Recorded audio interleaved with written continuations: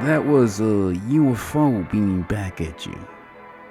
Welcome to Mean Nerdo. Yeah, we're back. Happy to see you. Happy to see you too. Happy to see you over there. How you all doing? Everything good?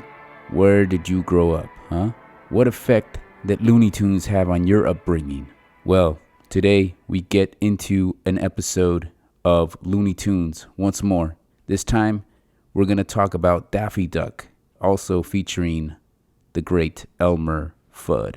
The cartoon that we're going to look at is To Duck or Not to Duck. Notorious Daffy Duck bonkers stuff coming your way. This cartoon is from 1943, and my guest today is the wonderful Mr. William Virchis. Mr. Virchis is the former director of visual and performing arts at the Sweetwater Union High School District. He was also professor and artistic director at Southwestern College Theater Department, and he has directed, produced, and acted in over 200 plus productions. He's an award-winning theater director, motivational speaker, wrestling coach, community activist, and tons of other just amazing things that he's done for our community. He's also a member of the San Diego Performing Arts Committee, National City Public Arts Committee, the Academy Award Nomination Committee, Screen Actors Guild, and the Directors Guild of America. He's the producing artistic director of the first professional multicultural bilingual theater company, Teatro, Máscara, Mágica. My one and only theater teacher. I took a acting class for about a year, maybe 2 courses in acting, just to kind of learn and expand my skill set on that front. And Bill was just an incredible teacher. He just glows with all this energy and information and, knowledge and wisdom and love for the craft. And it's just always great to talk to him and be around his presence. He really showed me a lot about how to bust out of my shell, if you will, and not be afraid to be vulnerable, really, to expose like the workings of what it takes to be an actor. For me, that knowledge was very vital and important to understand the craft of filmmaking. And yeah, man, being an actor is not an easy task. One of the exercises in class was to read or memorize a monologue from any play or movie, and learn it and deliver it in front of your classroom. And so the film I decided to do my monologue was a small scene from Easy Rider, the 1969 film produced by Peter Fonda, starred Peter Fonda, Dennis Hopper, Jack Nicholson. And I remember just totally messing up. Like I think I got through it halfway or didn't have all my lines memorized at the end. It all just unraveled. And so I never really got to finish it. And yeah, it was definitely a challenge for someone who is not an actor, who is not for me, who I was just there to kind of learn and just pick up whatever I could. So I hope that one day I'll be able to be good at memorizing scripts and all that. I spent some time catching up with Bill. I hadn't talked to him for quite a long time, but we had a great talk, and I really hope you guys enjoy it. It was just such an honor to have this opportunity to talk to one of my heroes. I hope you guys dig it. Here is Mr. Virchis and me talking about Daffy Duck. Hello, Omar. Hello, Mr. Virchis. Right? You're looking good.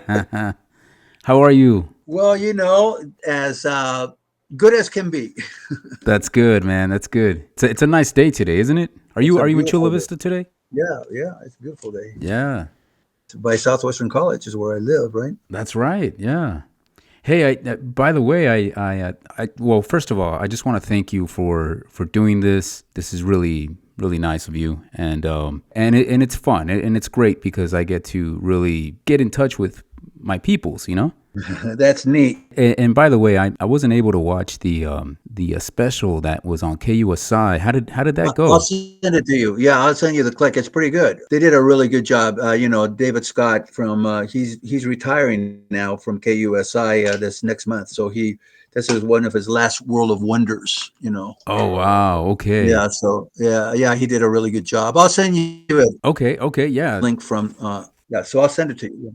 Yeah. I'd love to watch it, and Yeah, it's fun. yeah. I mean, it's history, right? I mean, it's It is history. I mean, it's like it's coming down to the pyramids, you know, kind of thing. yeah. You know? I mean, amazing architecture too, and just Well, it was the centerpiece for that architecture for Southwestern. That was the Mayan Hall Temple, you know. right. I mean, it Right. was mostly the that building defined the architecture. I remember, being in your class.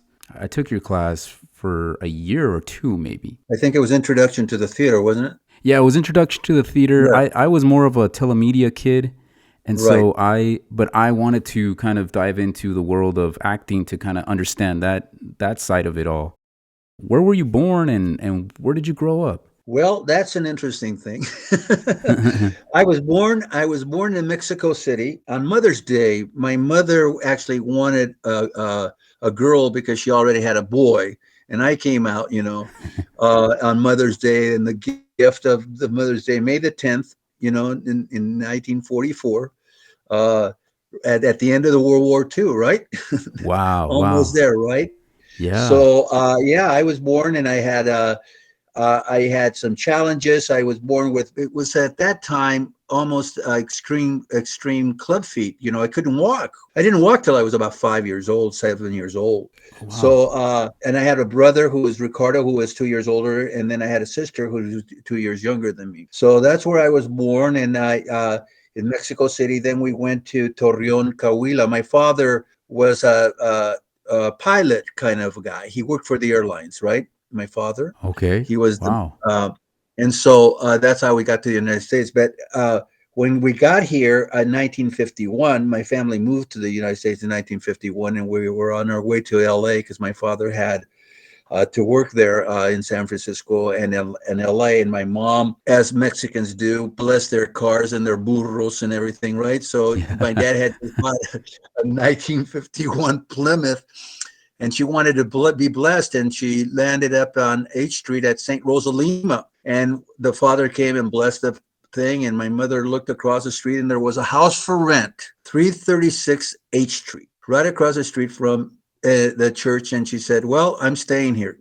Because you got to understand that my mother was raised at a convent, the Okay. Salesian convent, where the arts were the primary focus of the nuns, right? So she was raised there as a student, and so she stayed. She says, I'm here close to God and 5 minutes away from my home, which was Tijuana, right in Mexico." And my dad commuted for 35 years to San Francisco and LA.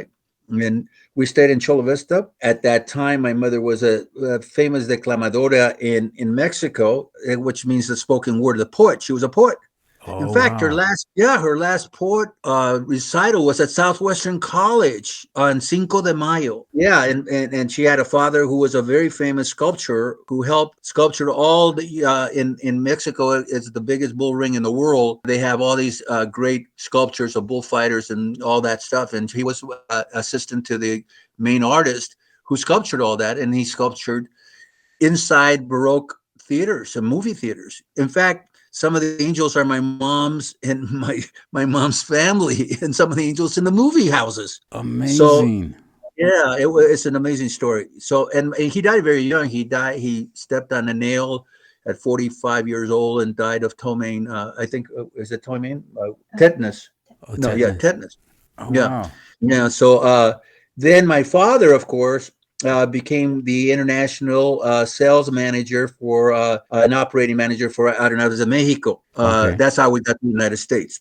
Okay. And Okay. because he was opening the routes, see, at one time there was only one airline, Omar, in Mexico, was called Mexicana de Aviación, and I think it's still there, Mexicana. I'm not sure, Uh-huh. Yeah, but I think it is. they created this new airlines called Aeronaves to make another airline international. They told my father to come to the United States and open up the landing. It's really difficult to land internationally, and so he Yeah. did. That's how we got here to Chula Vista, and I was here from Chula Vista in 1951 to the present. I lived in Los Angeles and Sausalito and National City in New York for a little while, Right. and then I came back to Chula Vista for all the time. I was like Peter Pan. Chula Vista was never Neverland here, to me, Yeah. that's where I've been here, since then. And Wow. So yeah, just from the get go, like as a kid, you just been like living yeah, in living fact, both at one time, experiences. Omar, and one time, we did the shopping in Tijuana twice a week to the mercado, because we're used in Mexico. We're used to buying daily, right? Fresh fruit and fresh things.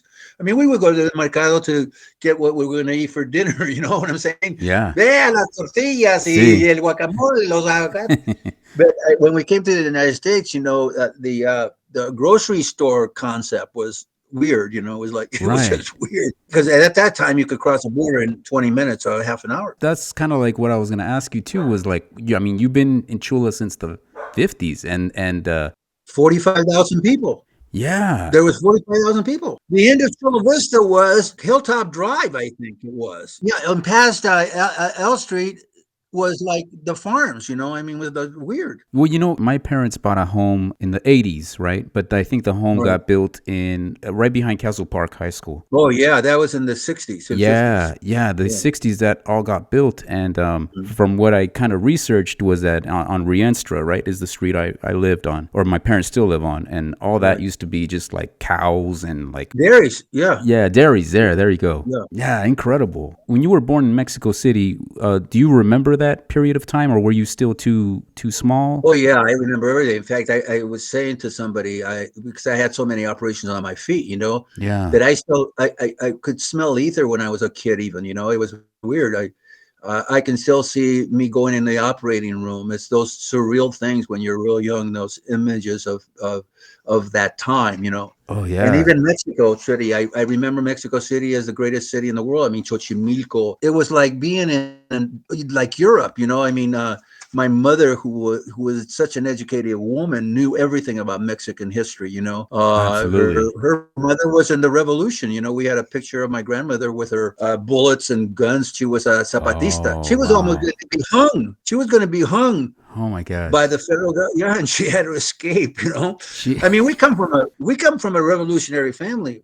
My cousin had us flee Mexico in the 60s, 68, before, when there was an attack on students at the Zócalo. My cousin was married to this young radical guy who was one of the in-group guys who started that protest with students, and students were shot and everything in the Right. Zócalo, and they had to flee. And she went to Poland and Germany, no, Poland, where she studied, in Romania, where she studied film. Wow. Yeah, and she became a famous film director. And then they came back. The irony is, when they came back, Uh-huh.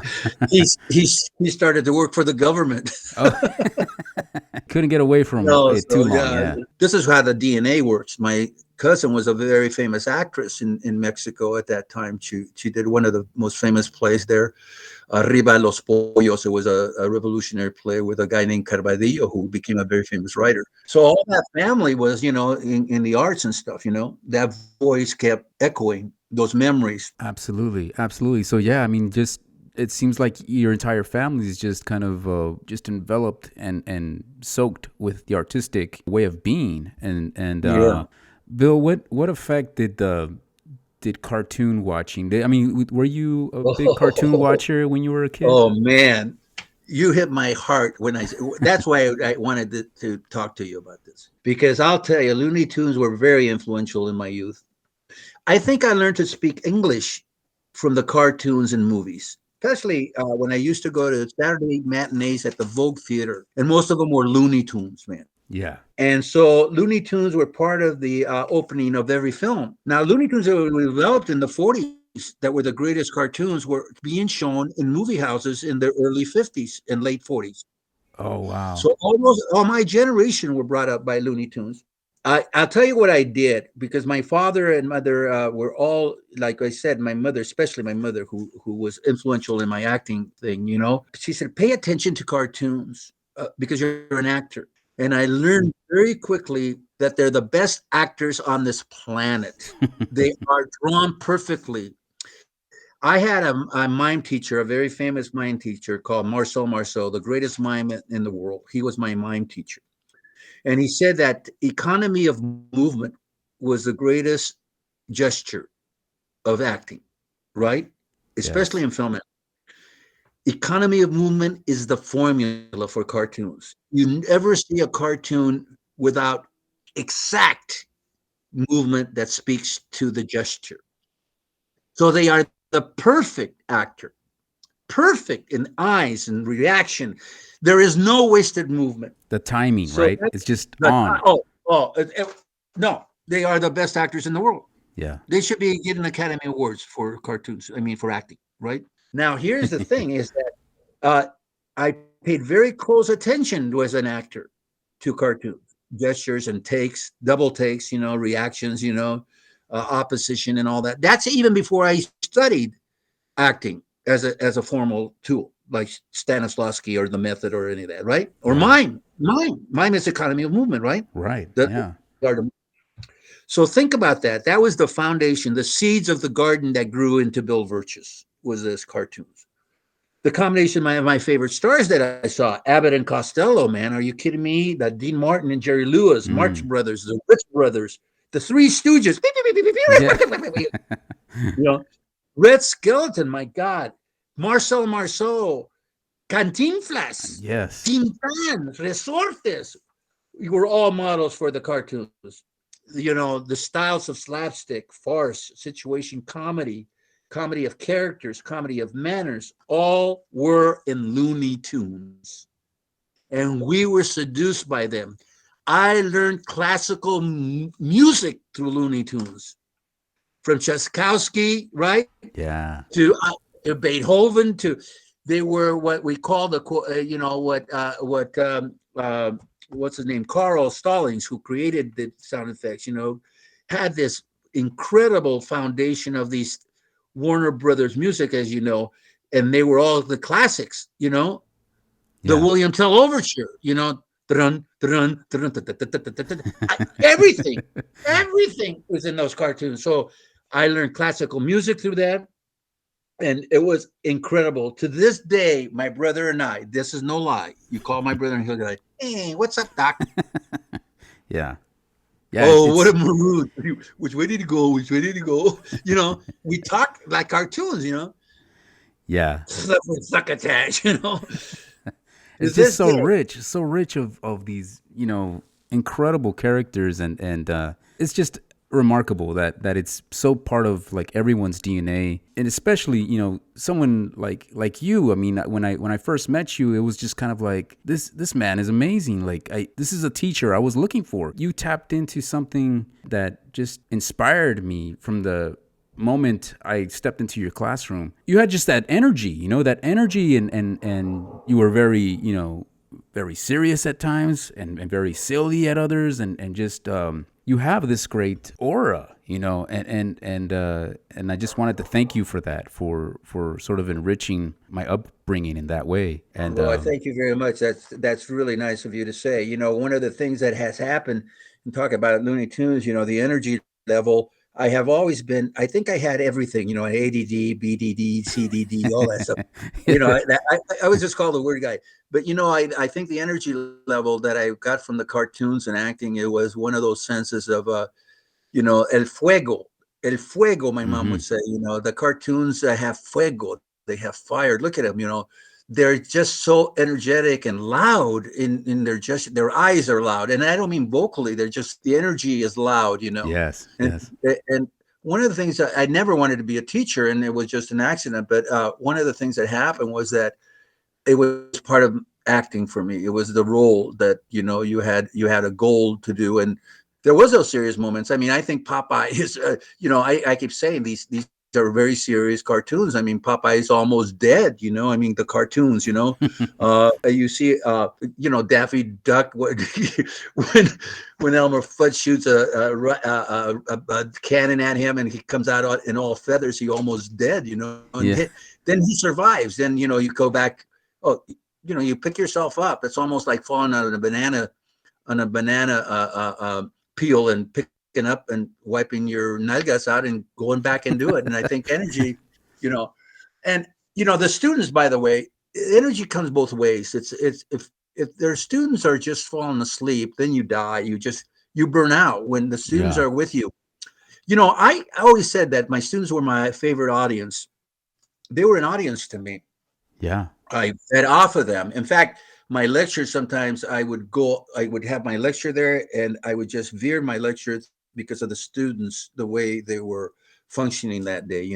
Yeah, I don't know if absolutely. anybody learned anything, but I got to tell you, it was a great energy time. It was a give and take for me, for you, and thank you, Omar, for that. Absolutely. No, it was very, very impactful. Coming from more behind the camera, because my thing is more like cinematography.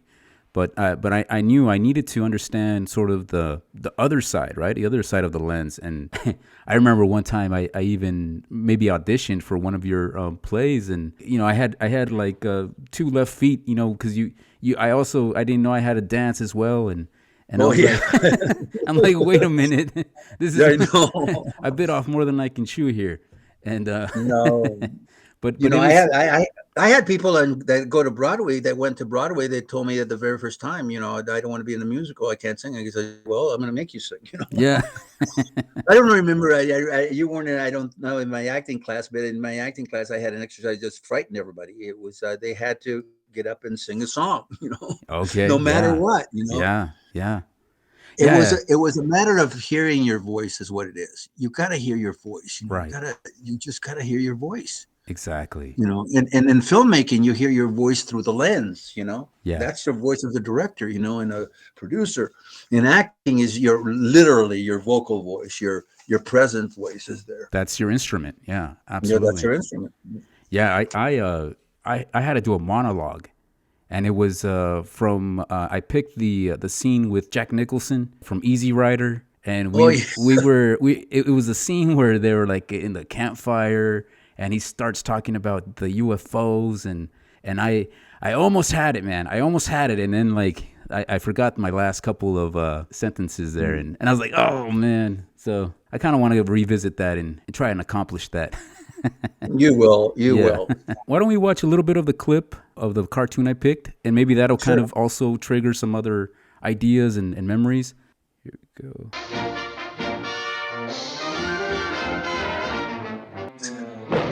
Gentle like. See, Larimore?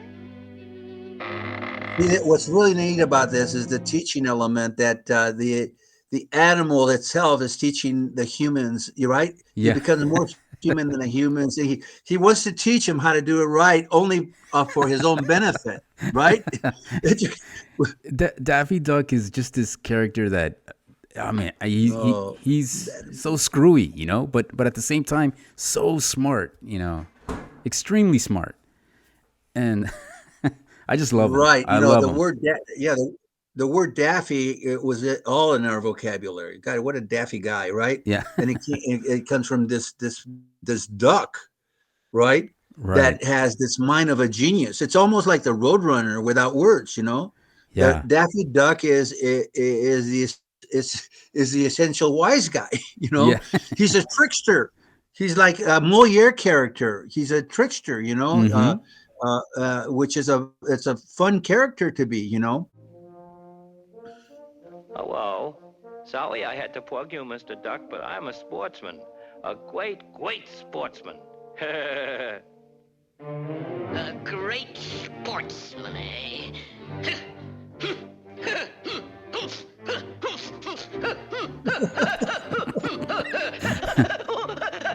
Sportsman. Listen, sport, you don't know the meaning of fair play. What chance has a poor, helpless, fluffy little winged creature like me against That's you? pure acting. You with your bullets and your shotgun and your knife and your duck call and your hunting coat and your hunting dog and all kind of stuff like that there. Yeah, you don't like that, do you? Yeah, see, that's how James Cagney and Humphrey Bogart all Yeah. rolled into one. Yeah. What Yeah. the? Now, what's interesting to me in this particular cartoon was that boxing was the centerpiece of this cartoon, and in that time, boxing was during the war. Joe Louis was the big guy, and he was going to fight the enemy, which was the German guy. And so this whole metaphor of this cartoon, and this is like the 1943 here, right? Right. A This. cartoon. When I saw the cartoon, I go, wow, they actually went into the culture of the people, which was the boxing era, right? Which was that fight of the century, when Lewis was before, going to fight this guy, and we were actually fighting Germany. And then channeling it through this comedy, right? I mean, this is a comedy we're watching, but at the same time, right? And the rules of the Queensberry rules were absolutely the moral to good fighting. You got to fight by the rules, right? Right. Oh wow. Okay, let's watch the rest of it. All right. Max Schnelling, that's it. Like it. See, and it's so funny because the guy is black, the duck is black, and Goofy is white. And I just brought Joe Lewis and Schnelling to this thing. Ladies and gentle ducks, in that corner.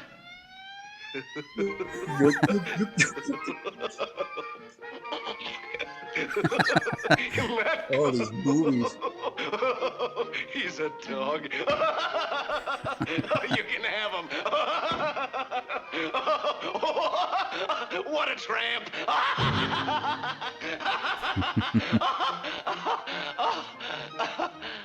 Elmer Fudd. Hello.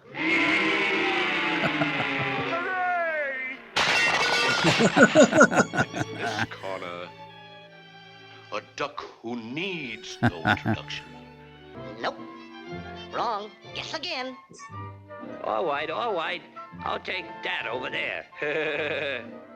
Ain't he a Now, dope? see, this is the Sure aside. that's the one you The want? aside is a really good thing. That the technique of the aside, looking at the audience, breaking the Right. fourth wall. It's like George Burns when he was doing the George and Burns and the Allen show.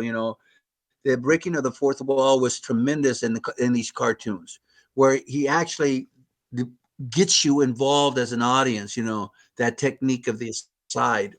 Yeah. I remember you teaching us that. There's a technique that I recall that, depending on where your eyes were fixated or looking or glancing at, Right. and even the direction, right? If you're looking up to the top left or top right or Right. or down to the right, that all meant something different. And Right, where your eyes. Well, your brain does it. yeah, Your brain. If you look down to the left, you're kind of depressed near your heart. Down right, it's really further down. If you look down and look at if you do those exercises, you're right. Look up, look way up. It's spiritual. If you look left, it's kind of very mysterious. Just to the left and to the right, you get scared because it's very near to you, right? Yeah. I mean, it really is. And the eyeballs here are incredible. But the aside is a technique used in the theater for a long time. Speaking to the audience. So this is why this is great acting. absolutely, because it's so visual and cinematic, but at the same time, it's bringing all the elements of theater and just hitting you like perfectly, like you said. Like it's animated, so it's got to be on point as far as timing. Yeah, and the other thing is, there's all this underneath social commentary. Here's a duck who happens to be the minority in the adult world, the human world, and then all of a sudden he gets into the arena and he becomes the majority. Right. Yeah. In his own world, he's the champ. That's right. So maybe that's the lesson to be learned, right? Uh-huh. Be with the people like minds, right? The That's people right. who think together, and in your own world, you bring the power of your group. Look at all the ducks and poor Looney Elmer Fudd has his dog, his faithful dog. Right. You're right. All right, good. And here's round one coming up. 139-10, you're out. The winner and new champion, Daffy Duck.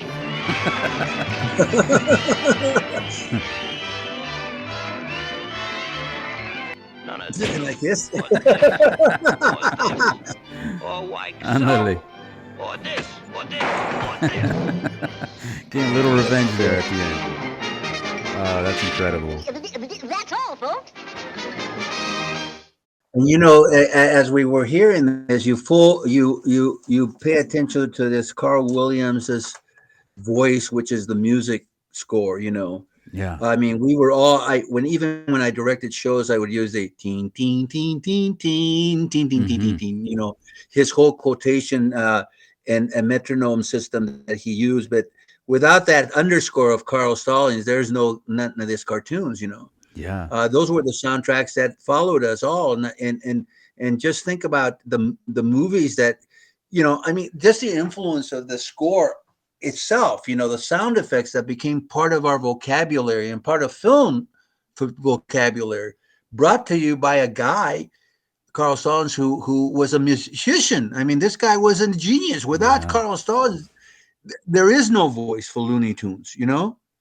I mean, it's incredible, isn't it? It is How, incredible. and he wrote scores right before he even saw the cartoons. This guy, I mean, the way he used it was called quotations, where he would put the classical music into his own, you know, system of sound effects. You know, and there wasn't a lot of bars. You know, there was Right. a few measures of the classical score that would be weaving into these great sound effects, and every cartoon had a different one. By the way, you know, Daffy Yeah. Duck's music was different than Bugs Bunny.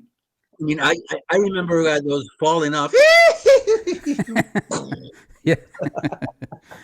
Wild Coyote, right, falling down the trenches there, down In the fact, canyon. one day I fell from, I forgot where I fell, but I made that sign. I fell from a roof or somewhere shit. And It I just think that came saved out. me just doing that, you know. I don't know if I said this, but as a kid, I was my childhood was Looney Tunes cartoons, you know. Yeah. I was smaller than most of the children, plus I had braces in my shoes, you know, and it was hard to run. I was always being chased by bullies, you Oh know, man. and I had to Yeah. use my sense of humor and survive, just like Bugs Bunny. In fact, it was so weird that I had these voices in my body. When I was a kid, I imitated a lot of people. I won first place at the first Chula Vista Fiesta de la Luna contest, imitating, you know, actors like Johnny Ray and Jimmy Durante. Jimmy Durante was my favorite because he had a cartoon voice. Oh What's Willie? yeah. You know, good night, Mrs. Calabash, wherever you are. But anyway, and then all of a sudden these cartoon voices would come. So that that was my childhood. I was Looney Tunes, you know. Did that just remain with you, like as you got older, like Well, yeah. your When I teenage was a years? when I was a teenager, no, I always had those voices that I could escape from, right?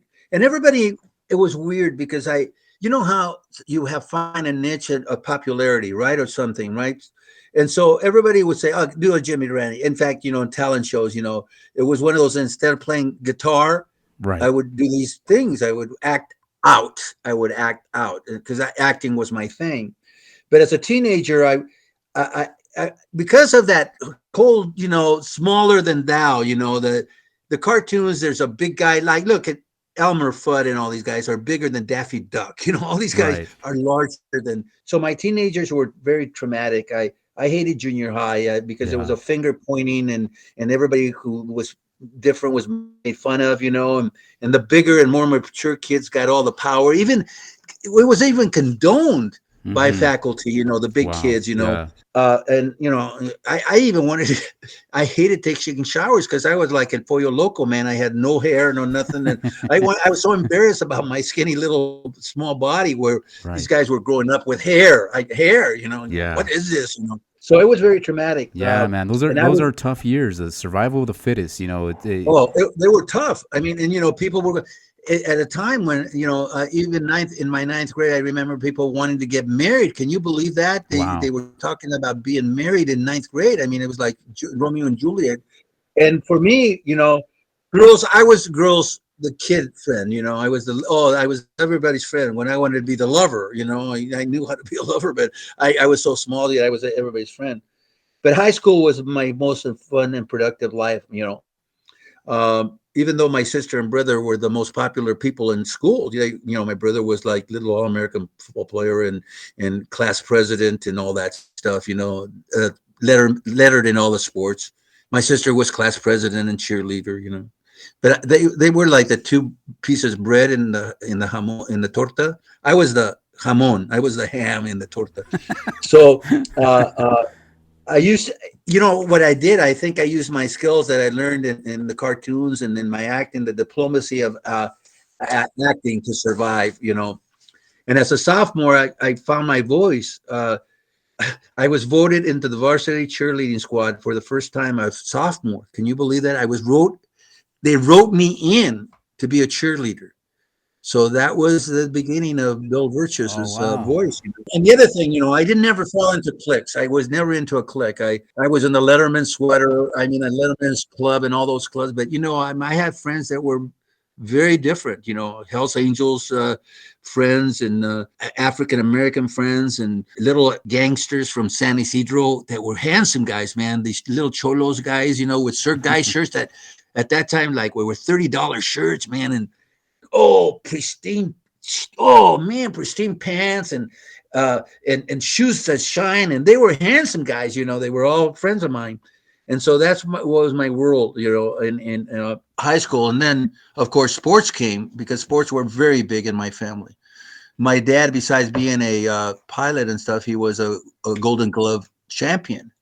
Oh, Um, wow. boxing champion, and he played AAA baseball in New York City with Leo DeRocher from the Dodgers, who were Oh, best wow. friends, and Al Campanas. They were best friends of my father's, and Wow. so sports were that other side of the coin because my brother played sports. So I because I wanted to do that, right? But Right. what is a 79 pound little kid, skinny kid going to do? So what happened was my brother, I went out for football as a sophomore, and of course I got killed, and I was used as a football. So and my brother got mad, and there was a pre-wrestling term, a pre-wrestling exercise, and he kicked me in the room. He said, "Well, you're going Uh-huh. in there." I was a fighter, man. Yeah. If the guy, because in junior high I was bullied, and I jumped on these guys. I Right. just Yeah, it just built up and it was around yeah. you. So it was like, Yeah, I didn't take any guff from anybody. So when I was tossed in the wrestling room, I was tossed and I bumped into this guy, and he happened to be a CIF champion guy at that time. And I happened to beat him in the wrestling room just by being wild. I was a wild guy, and mhm. the guy says, "You're staying in the room." And that's how I got into wrestling. I was fortunate enough to be in that wrestling room, which was my other side of life, right? I've always used wrestling as a metaphor for everything. For me, wrestling was a part of the my life, and I was very fortunate in wrestling that I had winning careers, and then I became a coach. I was inducted in the Hall of Fame at Chula Vista High School and Southwestern College for wrestling. It was it. Just think about acting and wrestling. On stage you are alone, right? Right. Let's say Yeah. you're Hamlet, right? But there's like a whole cast of characters around you. Well, Yeah. in wrestling, you're the 95-pounder alone on the mat with a team behind you, just another cast. But everything depends on your performance. And it is Absolutely. true. I don't know how many times did we win by one match being won, right? What happened was that it became part of my life, and acting, it became part of it. You had to believe that you could win. Like in acting, you have to believe in the moment to moment. It's part of improvisation, and wrestling is all improvisation. You learn all the moves, like if you learn all the lines, Yeah. but things happen, and you have to improvise because it's not written in the script. Right. Like look at the Looney cartoons. If you close your eyes, Uh-huh. nothing is seen except the acting part of it, right? It's all words, but when you open your eyes and you see the acting upon the word, that makes it all. Well, that's why I think acting and wrestling they have always been part of my life. I've coached for 50 years or 45 years or whatever it was, so 45 years of coaching. Wow. I just retired last year, but you know what? I got to tell you, what a fortunate kid I am. The Lou Gehrig mantra, I'm the Right. luckiest man in the history of the human species.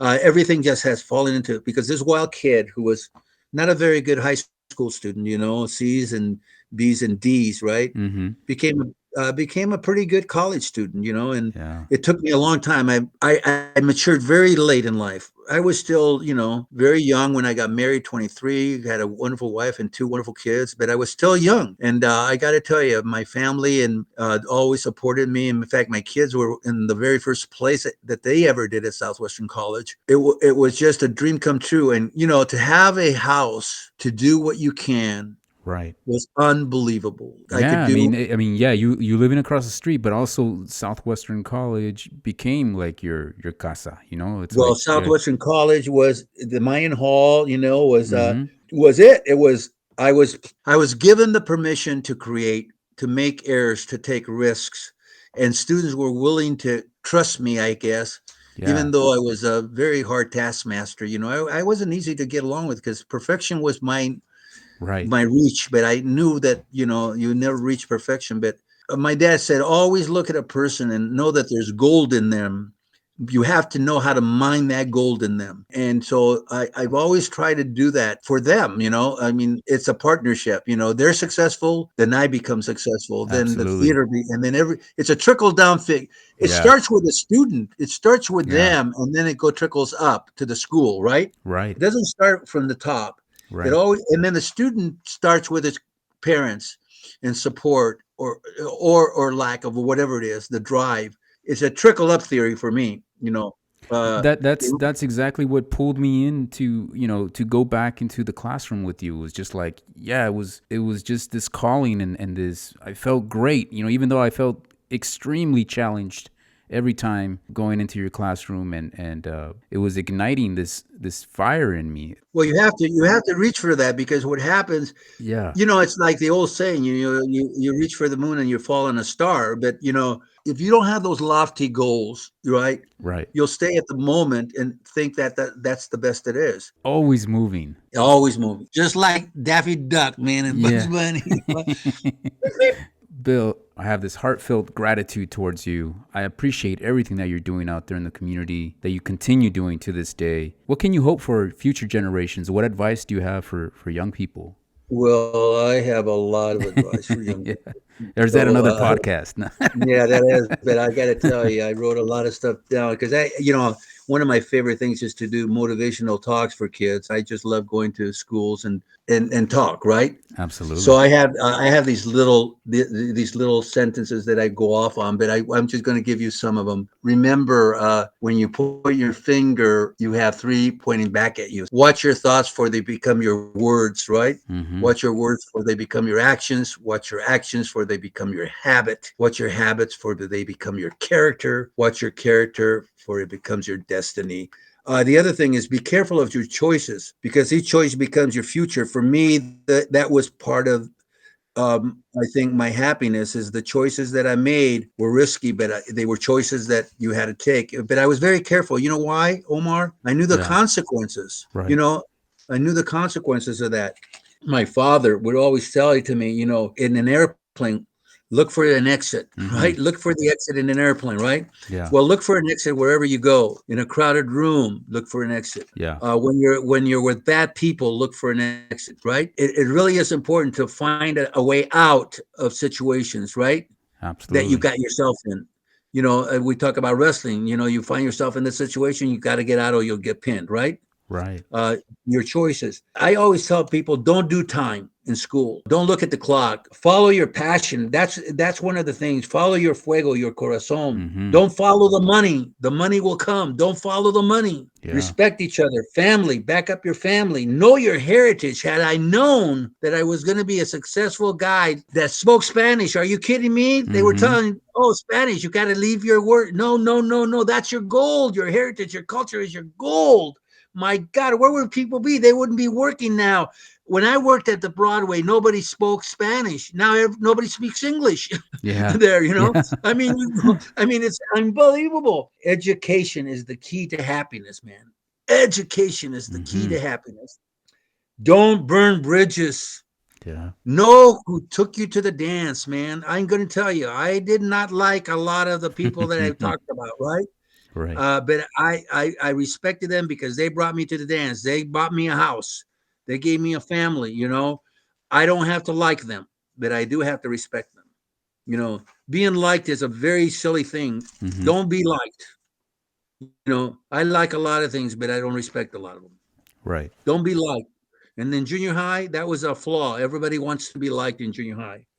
Remember that women are different than you. If you're a man, there's an old book that you should read. Women are from Venus, men are from Mars. Know that you're two separate beings, or your marriages. And you know, and I know, you Mm-hmm. know, there were two different people. And at one time we were one. And guess what? We all change, right? That's right. Know the change is coming, accept the change, and don't blame anybody else, because change is inevitable. It's the hardest thing to do, right? Absolutely. And it's a wonderful thing to do, to know that you can change. Be loyal, be loyal, be loyal, be truthful, take risk, especially in the theater and in our business. See great movies, read great books, hear great music, be around great people, right? I love it. I You love are, it. Yeah. yeah, you are a product of what you put in yourself. Garbage in, garbage out. Know what you're eating, not only physically, but know what you're eating mentally. And follow the footsteps of the good. Not to be the same as others, man. It's just a passive cover, right? Mm-hmm. And please don't sweat the small stuff, man. But take care of the small stuff so it doesn't become the big stuff. The big stuff. Oh So, man. and the last thing is, you know, don't be afraid to make mistakes. We're gonna make And them. yeah, that's right. And the last, tell people that you love them, that surround you. Thank your parents every single day, man. Kiss your mom, hug your dad, say hi to a friend. And once you succeed, you will never want to fail. That's it. So that's a Oh whole man. book. I'm sorry. No, no, no. That is so profound, so beautiful. And Mr. Virchis, And that's my Bill, philosophy. That's what I yeah. talk about. I've seen you always, say these things to me and to others around you, and, Yeah, yeah. and I love it. I absolutely, it's a message that needs to just be radiating out of all of us at all times. And Well, I think it's like, once somebody said, a Bible is just a book, but if you don't act upon it, then you're a hypocrite, right? yeah, yeah. So, and I hate to say this, but if unless you keep saying the mantra, it's like meditation. It Hmm. will never work. You've got to keep repeating the mantra. Yeah. Whatever mantra you believe in, it'll become part of you. I mean, it's just that because so many things come into our minds and our souls that leave us. But I love the power of prayer. I have to tell you, and I'm not a very religious person, Hmm. but I love the power of prayer because I have seen it work for me, because I believed it worked for me. Whether it did or not, I believe in it. Hmm. And if I believe in the words that I'm saying as an actor, and I believe the choices that I made as a wrestler, and I believe as the choices that I made as a man, then I'm okay with it. I don't know how many times I say our fathers and our Hail Marys and the act of contrition because my mom ingrained it in us. Hmm. But it's a comfort zone. It's a blanket for the soul. Right. And if you don't keep repeating the mantra, that's why I keep repeating to the kids, these are their golden rules, man. Go back to the cartoons. If you don't listen to the cartoons, There's this purity, to it, and there's this sort of innocence, but at the same time, there's this root of humanity attached to it, and well, their morality plays. yeah. Their morality plays. The good will conquer. Good choices. Hmm. Is that amazing? They're all little morality plays. Yeah. They have a beginning, middle, and end, and they'll all end up good. That's You right. know, That's right. and the winner will be the guy that's smarter and makes the right choices, right? Hmm. And we'll go back to the same mistake. The same cartoons will game the same mistake. I always go, when will Elmer Fudd learn, right? Right. When will they ever learn? Yeah. The coyote, or that's why I like Leghorn, Bighorn. I say, boy, I say, you a chicken hawk, Yeah. I mean, unbelievable lessons, right? Right. And to this day, they're echoing in my heart and in my mind. That's all, folks. Bill, I just wanted to wrap up here and tell you how much I appreciate you. I thank you for doing this, for recording, but not just this. I want to thank you for just my life growing up. As from a young student to now. But I thank you very much. I always enjoyed that, and I've always appreciated you, especially, and when you go beyond, you'll always look around and who will be there because they're always there for you right now. Right. And so for me, it's an honor. It's an honor to know you, known you as a young man, known you in your transitions, and now this evolution that you're going and following your passion of media. And I'm so thankful that I got the chance for you to be my teacher. It's just, Well, it means the I'm world. the fortunate one to have students like you. Really, and that's no bullshit. That's absolute true. Well, thank you very much for everything, and this was enjoyable, and I wish you nothing but the best for you forever. Likewise. You have a beautiful day, sir. Okay, love you. Love you too, man. Adiós. Adios. Gracias. Y sí se puede.